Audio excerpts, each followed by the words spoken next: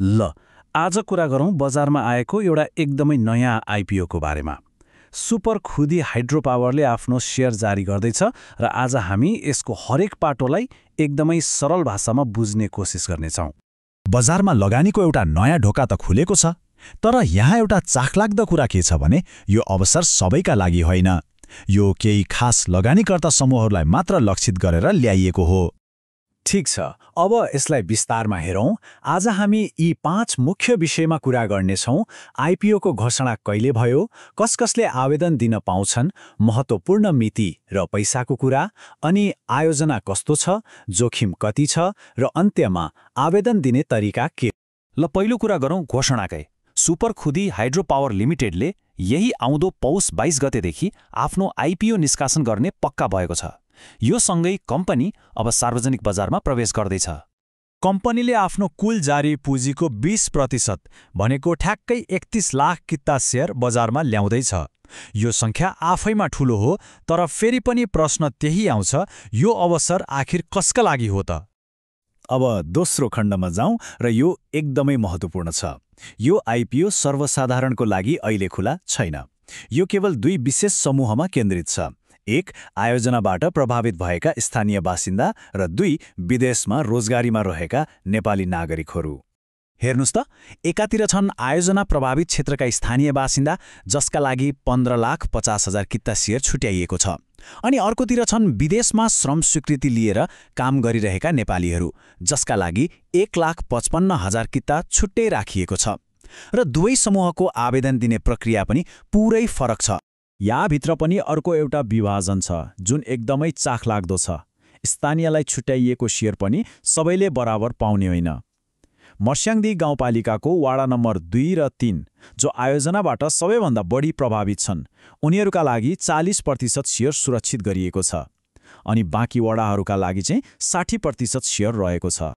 छोटकरीमा भन्नुपर्दा आयोजना प्रभावित स्थानीयका लागि कुल 15,50,000 किता र विदेशमा रहेका नेपालीका लागि 1,55,000 किता शेयर उपलब्ध छ, र सबै शेयरको अङ्कित मूल्य स्ट्यान्डर्ड नै हो, प्रति किता 100 रुपैयाँ।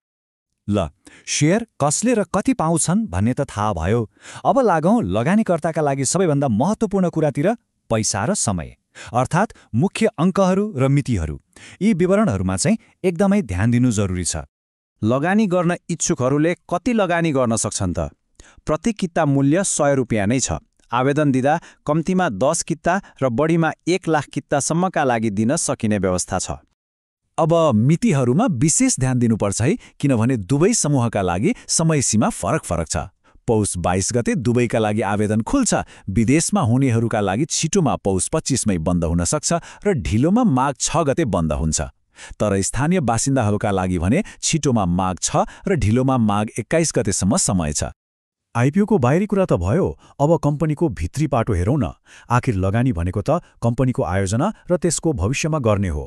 त्यसैले आयोजना कस्तो छ र यसमा जोखिम कतिको छ त्यो बुझ्न एकदमै जरुरी हुन्छ। यो 26 मेगावाटको आयोजना हो जसको कुल लागत 5 अर्ब 38 करोड रुपैयाँ छ। यसको साधारण लगानी फिर्ता अवधि भनेको लगानी उठ्न लाग्ने समय करिब 7.25 वर्ष देखिन्छ। तर पैसाको मूल्य घट्दै जाने हिसाबले हेर्दा यो अवधि करिब 13.5 वर्ष पुग्छ। राम्रो कुरा के छ भने कम्पनीसँग अझै 27 वर्षभन्दा बढीको अनुमति पत्र बाँकी छ।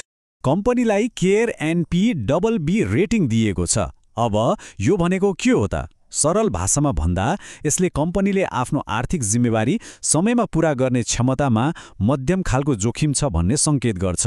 मतलब यो न एकदमै सुरक्षित लगानी हो, न त धेरै नै जोखिमपूर्ण। लगानीको निर्णय गर्दा यो एउटा महत्त्वपूर्ण सूचक हो। र अब हाम्रो अन्तिम खण्डमा आवेदन प्रक्रियाबारे चरणबद्ध रूपमा कुरा गरौँ। आयोजना प्रभावित क्षेत्रका बासिन्दाहरूका लागि प्रक्रिया एकदमै सजिलो छ। तोकिएको ब्याङ्कबाट 2 रुपैयाँमा फर्म लिने, त्यसलाई भर्ने र तोकिएकै ब्याङ्क शाखाहरूमा गएर बुझाउने, एकदमै स्ट्रेट फरवर्ड। विदेशमा रहेका नेपालीहरूका लागि भने प्रक्रिया पुरै डिजिटल छ। सियासबा प्रणाली मार्फत आफ्नो ब्याङ्कको अनलाइन पोर्टल वा मोबाइल एप प्रयोग गरेर सजिलैसँग आवेदन दिन सकिन्छ। अन्त्यमा एउटा प्रश्नमा घोत्ल्यौं। एकातिर 7 वर्षमै लगानी उठ्ने साधारण सम्भावना देखिन्छ, अर्कोतिर मध्यम जोखिमको सङ्केत पनि छ। यी दुई तथ्यलाई तराजुमा राखेर एउटा सुझबुझपूर्ण लगानीको निर्णय लिँदा कुन पक्षलाई बढी महत्त्व दिने होला? यसको जवाफले नै लगानीको यात्रा तय गर्नेछ।